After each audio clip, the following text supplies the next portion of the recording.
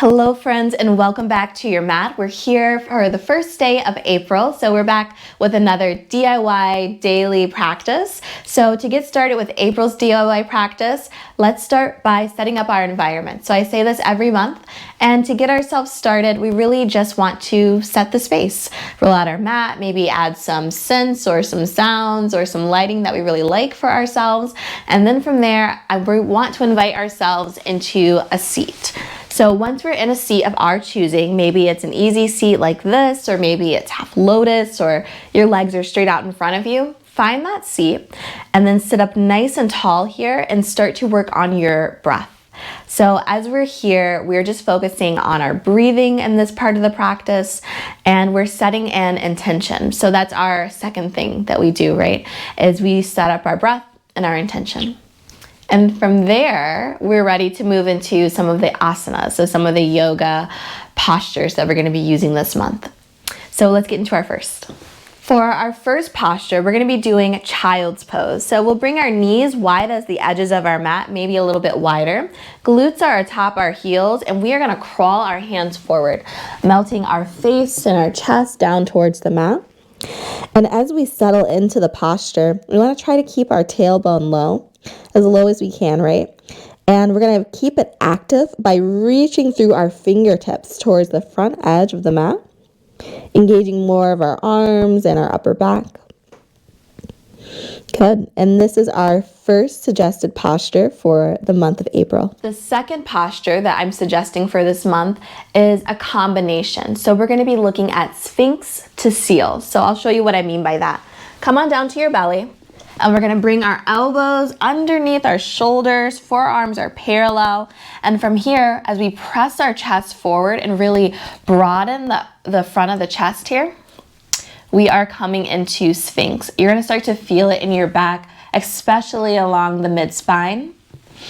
And that is good. We're here in Sphinx. Go on and take in a big inhale. And as we exhale, that's where we're going to move into Seal. We're pressing into our palms and lifting our chest and our belly, keeping the arms as straight as we can as we spin our elbow creases forward. Good. We are here in Seal. And then slowly lower yourself back down to Sphinx. And try that out a few times. So press down as you inhale. Exhale, go ahead and lift into that Seal. Good. Big inhale here. Exhale, slowly lower back down into Sphinx. Really good. We're ready for the third pose. Now for our third pose, we're going to be doing puppy pose. And I love puppy pose. We're going to bring ourselves into a tabletop. And so we have our hands beneath our shoulders and our knees beneath our hips. And from here, we're going to walk our hands forward. We are moving into puppy pose, sometimes called melting heart pose, by melting our face and our chest down towards the mat and keeping our tailbone high here. Really good. And just spin a few breaths here, maybe touching base with your breathing. Good. And let's move on to the final posture.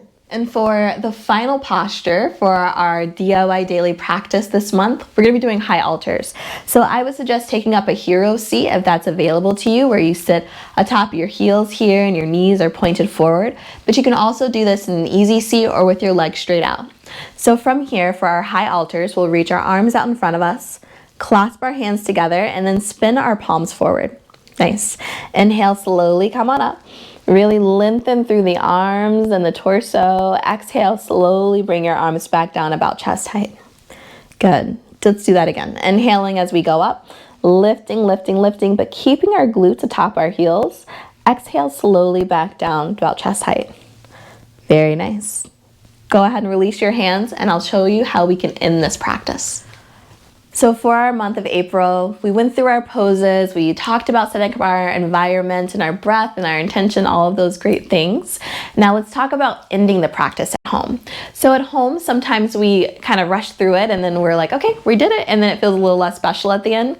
But to kind of capture yourself after you do those high altars, try taking up a really good seat. Maybe it's the same seat that you set your intention in. And then go on and revisit your breath. Again, just like in the beginning. And then touch base with your intention just one more time.